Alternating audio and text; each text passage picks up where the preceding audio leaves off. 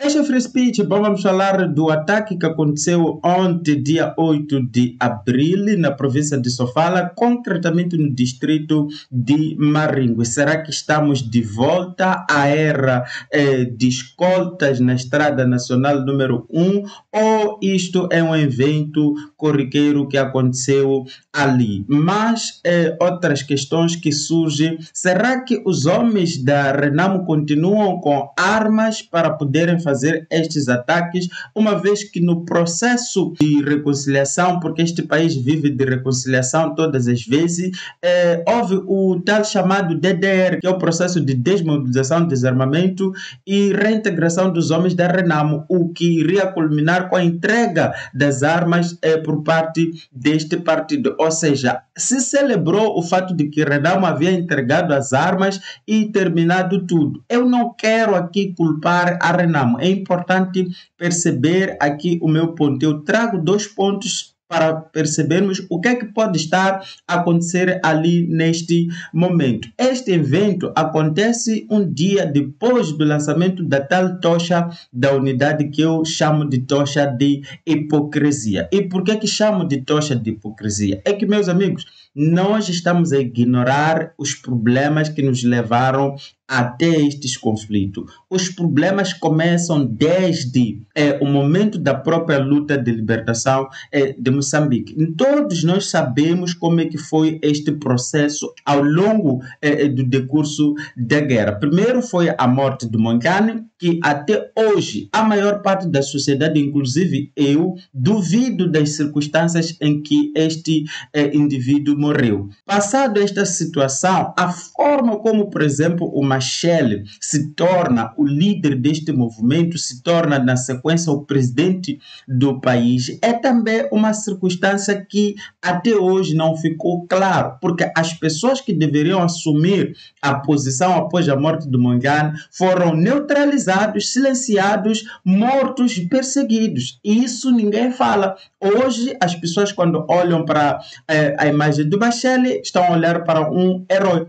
Isso é uma verdade. Aqui em Moçambique, corro risco aqui até de alguém vir aqui discutir comigo sobre o Machel, porque a visão do povo é de que o Machel é um herói, é um santo. Mas a Frelimo que nós estamos a ver hoje é a Frelimo que o próprio Machel ajudou a criar. É o Machel que dizia que temos que varrer as fileiras. E sabe o que é que Machel se referia quando dizia temos que varrer as fileiras? Referia-se também a perseguir aqueles que tinham uma visão diferente dele. Machel tinha uma visão marxista centralista, ou seja, um governo centralizado onde ele era o poder absoluto. Ele decidia tudo e se você fosse ao contrário, você tinha que ser neutralizado. Você é o inimigo. A mesma política da União Soviética, a mesma política do Stalin que guiou a revolução ali soviética. Então, isto é importante ser trazido aqui, porque sempre que estamos em situação de conflito, o governo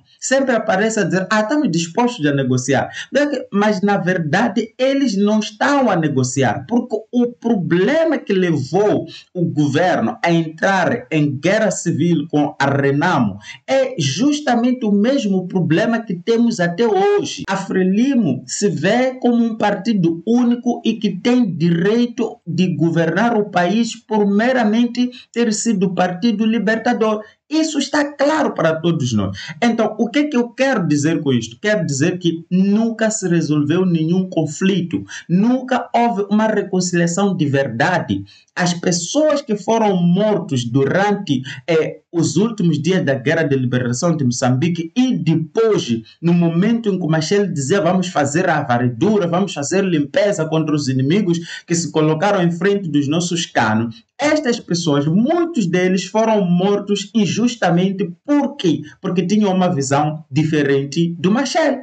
Tinha, por exemplo, o Ria Simango, que tinha uma visão de não vamos mandar embora os portugueses como se fossem inimigos. Vamos procurar uma maneira de fazer uma transição e continuarmos o nosso país e aproveitarmos o know-how dos portugueses. O Machel foi um deles que não gostou desta ideia. Então, quem nos garante que estas pessoas que tinham essa visão não foram perseguidas exatamente por causa desta visão? Uma vez passado isto tudo, nunca Frelimo veio dizer assim: olha, durante a guerra fizemos coisas erradas porque nos desconfiávamos um ao outro, mas agora percebemos que erramos, precisamos nos perdoar. Isto nunca aconteceu. E isto levaria ao surgimento da Renamo como um movimento de resistência. De resistência ao quê? De resistência justamente a esta forma de visão, de governação que a Frelimo implanta através do líder Machel. Então, Machel é um líder que é controverso. Isso é um fato. Não tem como fugir disto. Estão a perceber? Ontem acontece este ataque após o lançamento de mais uma tocha, onde no lançamento desta tocha se disse que agora teríamos uma paz efetiva. Se ontem aconteceu este ataque, significa que ainda não temos essa tal paz efetiva. Esta é uma visão de que ainda continuamos numa situação de instabilidade. E a forma como o governo da Frelimo, por exemplo,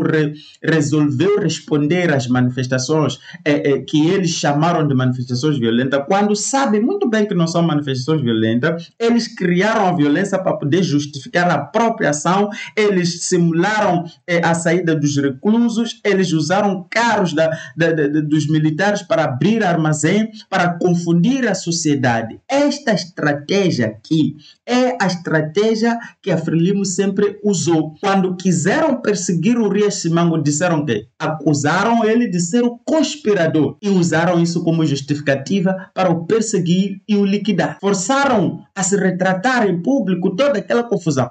Isto é uma estratégia, é uma ideologia de como a própria Frelimo age. Então, se hoje estamos a ver isto em parte representa o fracasso dessas tais reconciliações. A Frelimo tem estado a dizer que está a mediar no país, porque há muita gente insatisfeita neste país. E o governo não tem ideia de que essas pessoas insatisfeitas podem fazer. Outra visão é que este ataque pode ser um ataque de falsa bandeira. Ou seja, o próprio governo, precisando de credibilidade e precisando de sensibilizar a sociedade, pode sim ter simulado este ataque para justamente criar o medo na sociedade e chamar a si a responsabilidade de proteger o povo. Ou seja, o povo não acredita no governo da Frelimo, desconfia do governo da Frelimo. E o governo da Frelimo é brutal. Vocês não pensem que este pessoal que teve coragem de abrir as cadeias, este pessoal que teve coragem de usar carros militares para abrir armazém, não pensem que este pessoal não teria a mesma coragem de fazer isto que vocês estão a ver aqui. Ah, mas você está dizendo que o próprio governo pode fazer um ataque contra... Bom, meu amigo, usa a cabeça para pensar. Eu não vou dizer muita coisa para te convencer. Se você não vê essa possibilidade, está tudo bem, continua aí.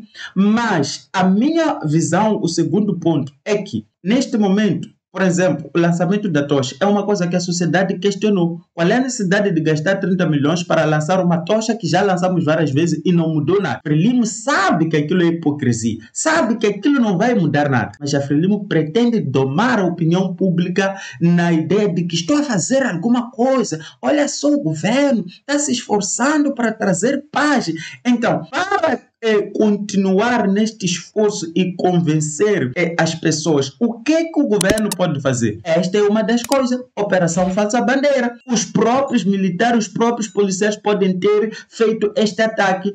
As circunstâncias em que este ataque é feito, onde se manda descer os ocupantes dos carros, depois fica-se a queimar, dispara, e a polícia depois em seguida vem e dá a descrição de como é que isto aconteceu. Mas então a polícia estava naquele lugar. Ah, mas a polícia investigou porque temos muitos crimes que a polícia não consegue dizer nada. Este crime a polícia consegue descrever, dizer que eram 7 pessoas, tinham uma KM, tinham katanas.